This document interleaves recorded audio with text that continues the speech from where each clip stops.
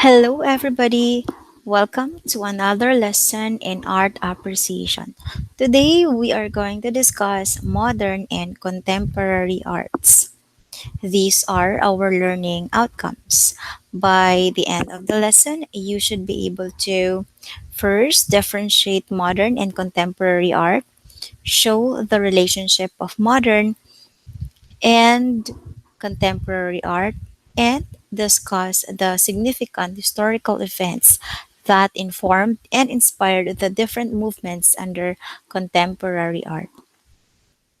The history of art is one of the most difficult tasks to pin down, as what our previous lessons have shown.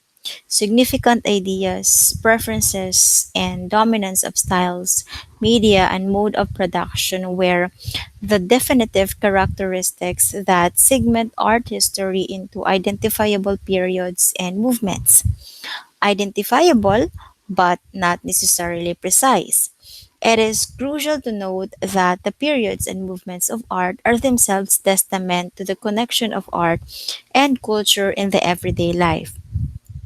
As it is examined and analyzed in context, it becomes increasingly apparent that art is not detached from, rather, it is embedded in the affairs of the society in which it exists. It offers a glimpse as to the beliefs of specific eras and how these beliefs were translated into how people saw themselves and the world and how they chose to come into terms with it. All this in flux. In this lesson, guys, will attempt to provide a glimpse of contemporary art and how it was understood, defined, and represented, not only within the bounds of the art world, but also beyond it. Now, let's get down to business by defining the contemporary or defining the term contemporary. The term contemporary now, seems simple and straightforward enough to define. It's very much true. There is this assumption that it need not need to be asked, rather that it must already be understood. But with an attempt to do so, one finds it is a lot harder to understand. The complexity of defining the term is attributed to the fact that people have dissenting views on the very interpretation of the word present of today, or what the now means. These are often ideas that follow the word contemporary, am I correct? Even more so is when it is hinged on the word art, contemporary art, and suddenly it becomes a bit fuzzy. So the picture shown in the slide is the Institute of Contemporary Arts located in London. There are museums, for example, that include name of artists, art forms, or artworks in their institution's name, but seem to champion works that arguably fall under an earlier period. For example, the Institute of Contemporary Art in London, which was founded in 1947, includes in its mandate the promotion of art that came to be from the year onwards. Clearly, the timeline is a bit skewed if the assumption is that contemporary art started decades later. For the new Museum of Contemporary Art in New York, its starting point is dated at um, 1977, while the Tate, okay, if you're familiar with Tate, no, framed contemporaneity in a 10-year rolling basis and was placed under the bounds of their Museum of Contemporary Art. So Tate, guys, for your information, is an institution that houses in a network of four art galleries in the United Kingdom's National Collection of British Art and International Modern and Contemporary Art. It is not a government institution, but its main sponsor is the UK's Department for Digital Culture, Media and Sport, and its founder is Henry Tate. That's why it's referred to as Tate. Okay, so another source of confusion, guys, is the fact that in the colloquial term modern and contemporary are considered synonymous. Many of us would probably think the same. This, however, is not the case when these terms are used in the context of art. Therein, they refer to two different but consecutive periods qualified by different approaches to art making and the functions that art served. To better make sense of contemporary art, perhaps it is best for us guys to dial back to its predecessor, which is modern art. Modern art saw the digression of artists away from past conventions and traditions and toward freedom. Now, there is this famous adage of saying anything goes. With the world becoming increasingly complex, it required an art that could accommodate such range and breathe. Roughly between the 1860s to late 1970s, creatives celebrated the novel opportunities in art, from the materials to its manipulation and ways of seeing and thinking about art. And uh, that's how creativity works, right? The devotion of artists to a strict narrative was often illustrated in their figurative works. However, these artists gave their nod to abstraction. The tenets of this period were not only reflected in its art, but it was also evident in the way people lived and conducted themselves. The social issues that were relevant, fashion, music, and the wide range of images and activities they were engaged in.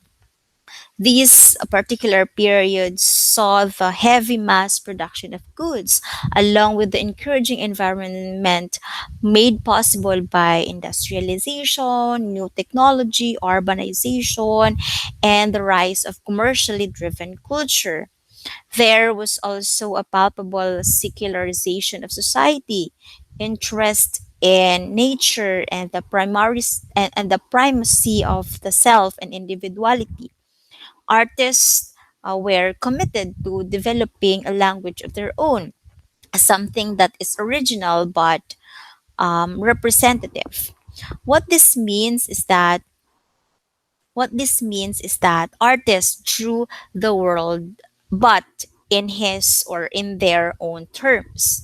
It was no wonder, guys, that within this period grew a vast number of different movements.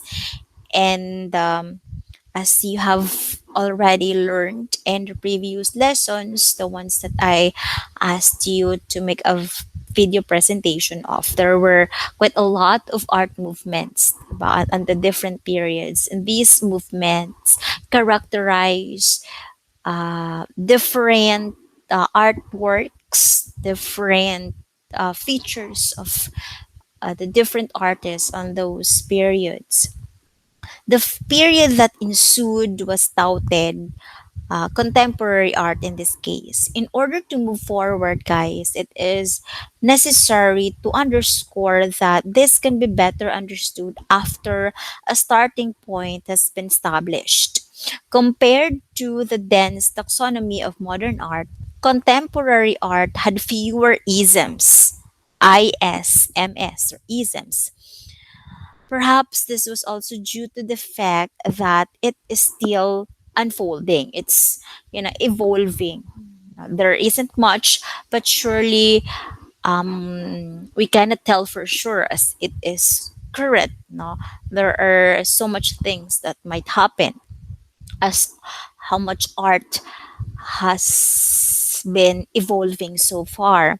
Effectively, this period can be traced from the 1970s to the very present. There is a reason behind this cutoff. The cutoff, guys, that I am talking about was hinged to two reasons. For these reasons, First, the 1970s saw the emergence of postmodernism. Now, the affix was a clue that whatever followed was segregated from its precursor. So, post, the word post. It is an affix that gives us a clue that whatever followed was segregated from its precursor. And the second reason is the 1970s saw the decline of the clearer identified artistic movements. All right. Now, let's proceed to social context in between modern and contemporary art. Reaping the benefits and drawbacks of the dramatic changes that occurred at the beginning of the 20th century, the social, political, and cultural context continued to provoke the artist to create something new. There is a potent source of reference for these works so that artists may continue to question the existing and emergent values of society. This multiplicity of perspective brought to light a more difficult terrain to map out in terms of clear and distinct movements because what compelled artists' works were not prevailing medium, technique, or style, but rather it was the themes and concerns they addressed. And the conversation was no longer limited to geographic locales, but became increasingly a global conversation.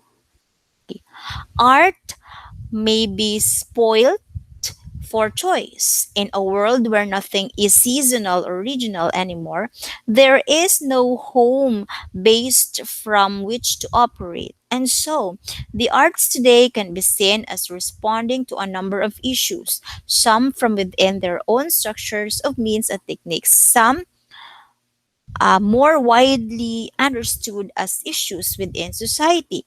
Typically, none is resolved. That is according to Pamplin in 1991. Contemporary art was heavily driven by ideas and theories, and even the blurring of notions of what is and what can be considered as art with the evolvement of television, photography, cinema, digital technology, performance, and even objects of the everyday life. It was the idea that was more important than its visual articulation. Okay. There were several art movements that were caught in between the succession of modern and contemporary art. These movements laid the groundwork for the transition into contemporaneity. Reeling after the war, one of the early movements was this one, abstract expressionism. That was in early 1940s to mid 1960s, which took the basic tenets of abstraction and combine it with gestural techniques, mark making, and a rugged spontaneity in its visual articulation. Often affiliated with New York painters, hence being called the New York School. Some of them include like Clifford Steele, Jackson Pollock, William de Kooning, Barney Newman, and Mark Rothko, who were committed to creating abstract works that had the ability to convey an illicit emotion, now, especially those residing in the subconscious. Those major styles emerge from this, that of action painting and color fields.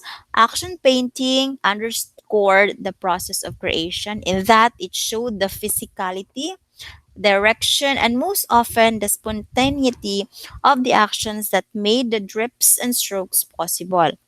Conversely, color fields, as another style.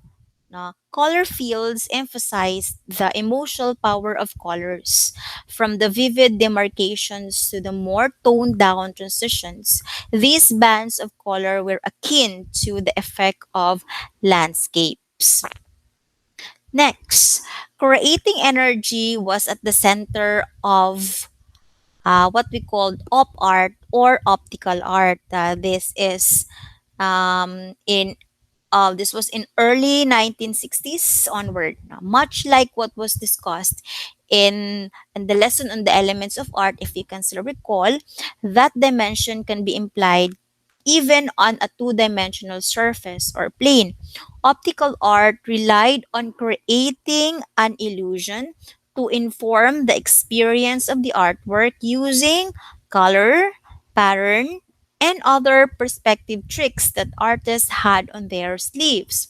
From making it seems like a section was protruding out or receded in the background to creating movement. Works under this movement showed a certain kind of dynamism. It also some inspired artists include Victor Vasarely, British artists like Bridget Riley and Peter Sedgley, American Richards Anoskuwicz, although I'm not quite sure how it is to be pronounced, and Israeli Yaakov Agam. No.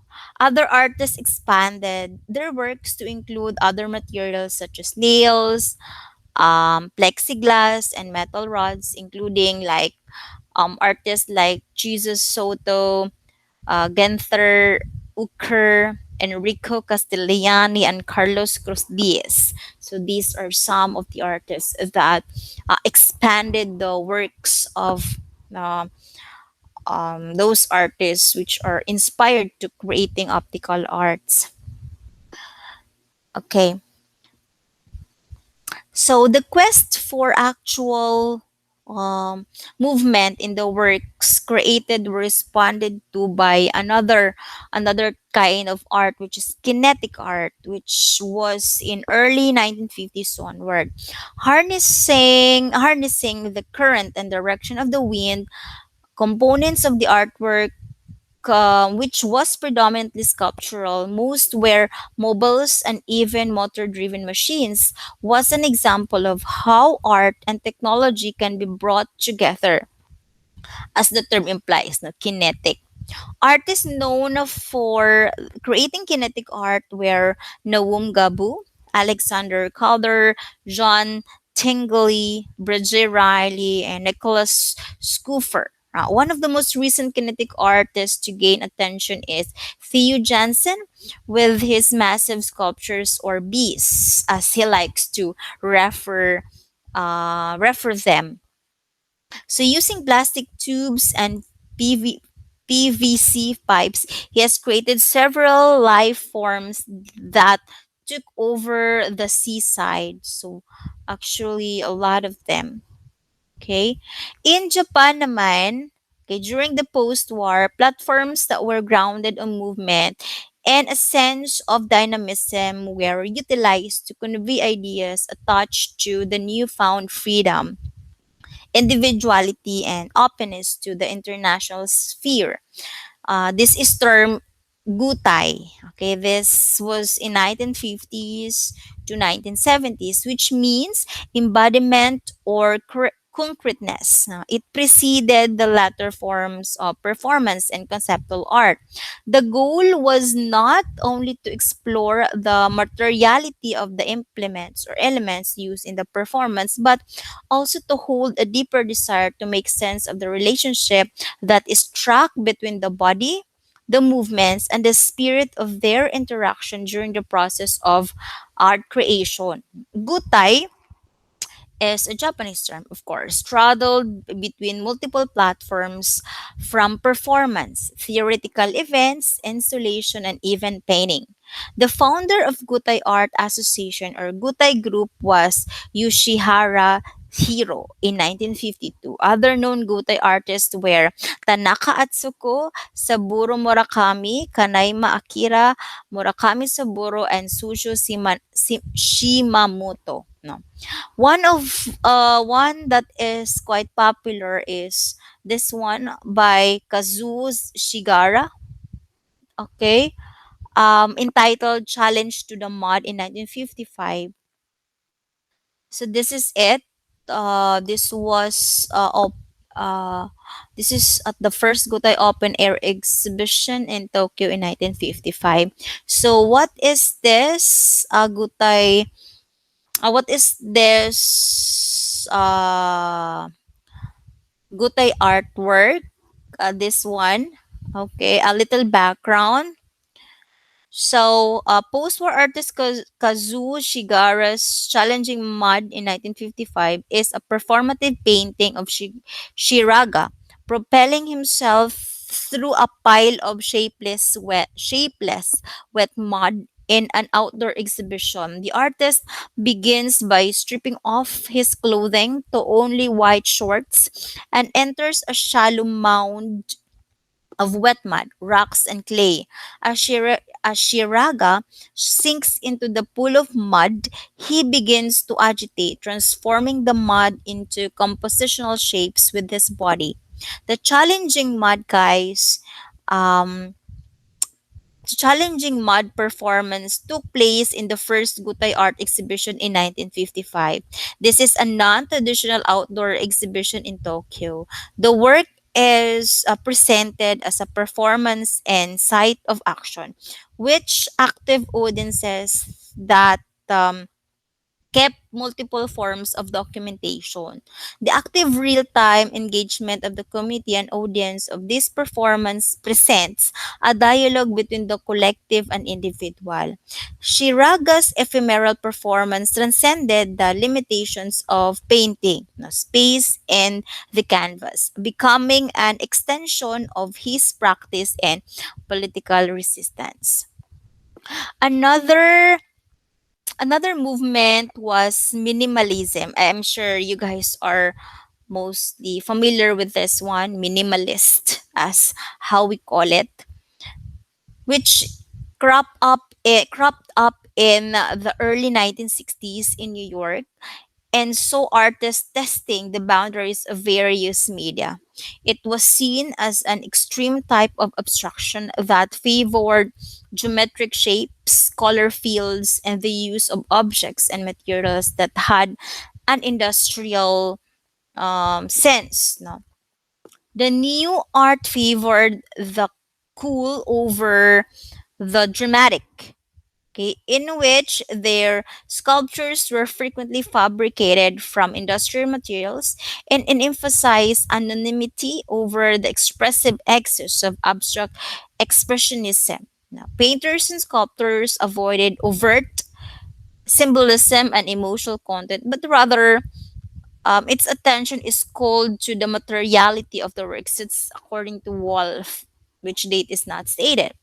Another assumption was that its subtext was deference to truth, as a thing was presented as itself without, pretensions or embellishments. And it's what minimalism is all about, without pretensions and embellishments. Walay daghang arte. No? It also had a very utopic aura about it. Now, some of the key figures in this movement were Agnes Martin, Robert Morris, Dan Flavin, Carl Andre, and even Donald Jude. Okay. And then another movement, guys, is pop art. It first emerged in the 1950s, but found its footing in the 1960s. It drew inspiration sources and even materials from commercial culture, pop culture, pop art, making it one of the most identifiable and relatable movements in art history. Artists became increasingly critical about how what was being exhibited in art spaces had no relationship with their life. What could be more real than what you saw, used, ate, watched, heard, and even read? What could be hence they turned to commodities designed and made for the masses, particularly guys drawing inspiration and material from ads or advertisements, packaging, comic books, movies and movie posters, and even pop music. The very aim of pop culture was to elevate popular the very aim of pop art was to elevate popular culture as something at par with fine arts. A defining feature was the discussions on the hierarchy of high culture and low culture, fine art and low art. Okay. The perhaps one of the most critical statements against pop culture was its use of very banal and low objects and subject matters, lacking the elevated aura that other believed art required. It was also seen as an absence of criticality in that objects appeared as it is, seemingly no different from how they were used in the daily life. If at all, guys, it ironically seemed too cool as well that it also became somewhat detached to the real life or to the life it purportedly talked about.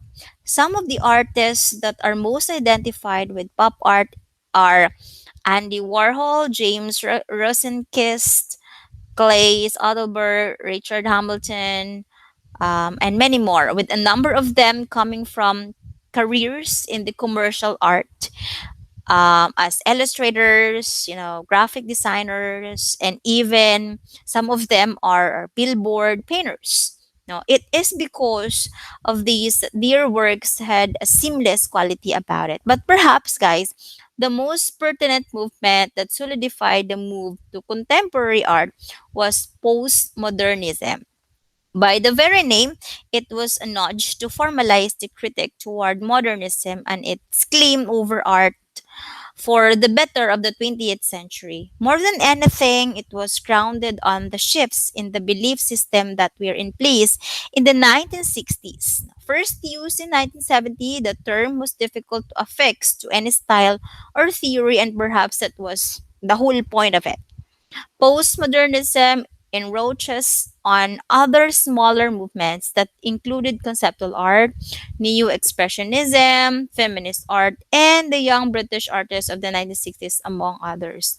Grounded on skepticism about ideas and grand narratives, it was rooted in analytic philosophy during during the mid to late 20th century, which highlighted the importance of individuals' experience and was often steeped in complexity and contradiction. As an upshot, formerly established rules, barriers, and distinctions were abolished. In a sense, the artist's creativity was in the most free with an anything goes disposition, as I mentioned a while back in the beginning of this lesson. Artworks fell within the broad spectrum of humorous to controversial works that challenge not only taste but also former sensibilities and styles. Their awareness of styles was not for them to copy or to be governed by them, but to borrow, critique, and even to turn on their heads. During this time, also, some of the guiding principles were the multiplicity of narratives, relativity, and even interdisciplinary. It is important to note that there were attempts to overturn the notion that all progress was positive, the hierarchy aspect, and that art has a definitive goal. In relation to the last one, now, one emergent aspect was also underscored in the experience and engagement with art, and that was the importance of the viewer, the audience of art. Hence, the idea of the sole authorship of the artist is put to the test, that it is the intention of the artist during the time of creation. The end all and be all of the appreciation of work or appreciation of art, because it is where the soul meaning lie. That is something that is the beauty though. Some of the sub movements under this broad umbrella were, again, minimalism, conceptual art, video art, performance art, installation art, and even feminist art. Although they were widely accepted and recognized to be formal movements during the 1970s, they were in fact already existent as early as 1920s. Now let's discuss contemporary art and some contemporary art movements. We can observe that there were overlaps with the acceptance and practice of these movements. They were not only overlapping with each other, but they were embedded in a social order that was, in fact, somehow disordered, quote unquote. One of the main developments during this time was the turn from the traditional notions of what is art, from paintings and sculptures to the more experimental formats in the contemporary art, right? As time evolves, the more likely that people get so inventive, innovative, create something new, experiments. So this includes film, photography, video performance, installation, the site-specific works, and even street arts in earthworks, earth art. Even this format tended to overlap, leading to interesting dynamic and otherwise unheard of combinations of concepts, subjects, materials, techniques, and methods of creation, experience, and even analysis. So, compared to other periods, it can be argued that contemporary art is the most socially aware and involved form of art. Now, the subject matter of it works was one of the most pressing, heated and even controversial issues of contemporary society. There are some contemporary art movements. Let's tackle, I think, six of them. The first one is neo pop art. Now, in the 1980s, there was a renewed interest in pop art, specifically to Andy Warhol's work and his contemporaries. What made it different from pop art or popular art was that it appropriated some of the first ideas of Dada. So Dada, guys, was a movement that was very much against the values of the bourgeois, the colonial, and even the national. It was both anarchic, as it was referencing anarchy, that was ensued because of the values the movement abhors and despises. Okay. So this one is an example. Um, Compared to their predecessors, they were more upfront about their some artists' evaluations about the world through their works. Okay, so this one is an artwork by Jeff Koons, entitled Poppy in 1992. So cute, right? So in Kuhn's Puppy, he uses computer modeling to create a behemoth of a sculptural work, a giant topiary that refers back to the ideas of sentimentality, security, and banality, flowers, a puppy, a Hallmark greeting cards, and a chia pets. This work articulates his exploration of the limits that exist between the mass or popular and the elite culture. The next one is photorealism. So the resurgence of figurative artwork, guys, where realistic depiction is a choice, is a proof how varied and fragmented postmodernism is. In photorealism, guys, there is a painstaking attention to detail because it is what this art movement is aimed at. Without asserting an artist's personal style. Now, these drawings and paintings are so immaculate in their precision that it starts to look like it is a photo without a direct reference to the artist who created it. Two of the known photorealist artists are Chuck Close and Gerhard Richter. This one is an example. This is a self portrait by Chuck Close. Another movement is performance art. Okay, performance art is related to conceptual art. Oh, I forgot conceptual art. Okay, anyway, before performance art, there is what we call conceptualism or conceptual art. where the idea or concept is the most important aspect, as the term implies. When an artist uses a conceptual form of art, it means that all of the planning and decisions are made beforehand, and the execution is a perfectory affair. Okay. So next to that is performance art. Is this is related to conceptual art, whose rosters of well-known artists include the likes of Marina Abramovic, which I have an example, I think, on the next slide, Yoko Ono, and Joseph Beuys. As a movement, it began in the 1960s, and instead of being concerned with entertaining its audience, the heart of the artwork is its idea or message. Here, the audience may even be an accomplice to the realization of the work. Performance art may be planned or spontaneous and done live or recorded. Since it is also durational in nature, it is also considered as ephemeral works of art.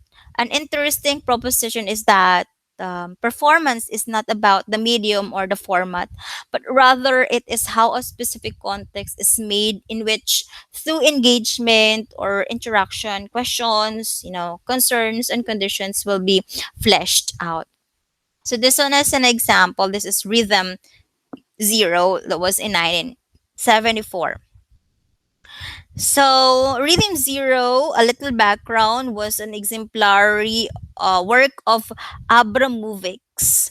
As Abramovic's belief that confronting physical pain and exhaustion was important in making a person completely present and aware of his or herself. This work also reflected her interest in performance art as a way to transform both the performer and the audience. So, Abramovic wanted spectators to become collaborators, as what I have mentioned. They become like accomplice. No? They are collaborators rather than passive observers. In fact, the audience or the spectators are take part into the realization of the work, right?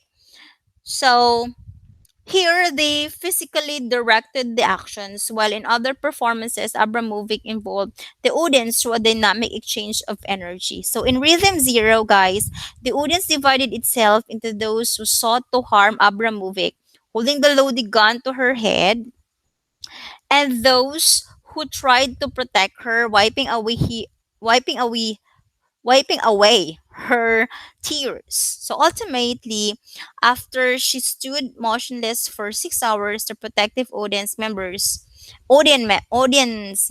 insisted the performance be stopped, seeing that others were becoming increasingly violent. Okay.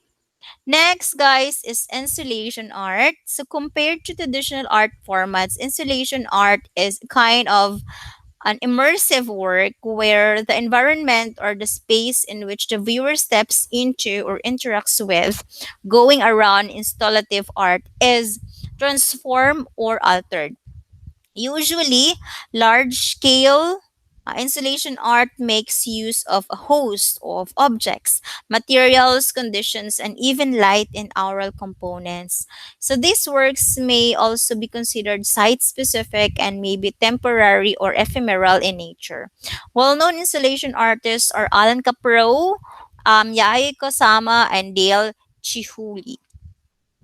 So, this one is an example. It's entitled Art Farm. An example of a public installation is Cadillac Ranch in 1974. So this comprised of 10 Cadillacs of different models ranging from 1949 to 1964, as you can see on the slide. They are buried nose first into the ground. Each car is seemingly equidistant from each other and forming a straight line. From its original site along Interstate 40, it was moved in 1997 to its new spot, 2 miles from westward along the interstate. The cars underwent several changes from the first time they were installed as they were located in a public space. So it didn't take long before graffiti found its way onto the surface of the cars and was painted different colors. So the cars are apparently colorful, such as gray and many other colors. It also had a pink face in the 1990s where and all cars were painted pink. So these cars underwent several changes. The next one, guys, is earth art. Some of you may find this one something new. Okay, sometimes considered as a kind or a spin-off installation art. Earth art is when the natural environments or a specific site or space is transformed by artists. You have seen this one, but um, maybe we are not quite aware of what kind of art is it, specifically if we are to term it or if we are to name it. But I'm sure you have seen this one already. Earth art is different from environmental art in a sense that it does not focus on the subject, but rather on the landscape manipulation and the materials used, taken directly from the ground or vegetation, such as rocks, or twigs. Artists known for earth art are Robert Smithson, Christo, Richard Long, Andy Goldsworthy, and John Claude. Okay, so this is an example. This is Magical Land Art by Andy Goldsworthy. Okay, next one, guys, is street art. Okay, you have seen this one a lot of times. This art movement is related to graffiti art as it is a byproduct of the rise of in the 1980s. So artworks created are not traditional in format but are informed by illustrative, painterly, and print techniques and even a variety of media.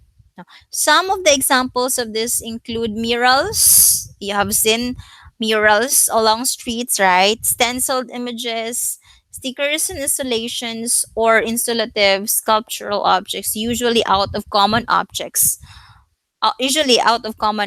So, since these works are most commonly found in public sphere, various people who have access to them have formed the impression and perception of the artworks themselves. So, these works operate under interesting circumstances since they are unsanctioned and do not enjoy in, the invigilated environments of museums and galleries. However, these works also end up in them. Street artists also hold more traditional exhibitions formats in the white cube. Now, it is in the open space. There are no governing rules. Its productions and sometimes in the interaction. Known street artists include Michelle Basquiat. I'm sure you have heard of her. Um, Kate Herring, Shepard Fairey, and Bansky. I have here an example of his work, sweeping it under the carpet. So one of Bansky's recognizable pieces in 2006 is this one. Now it shows a woman apparently dressed as a maid. Well, conventionally, we can tell that the woman is probably a maid who is sweeping dirt under the cover of a brick wall.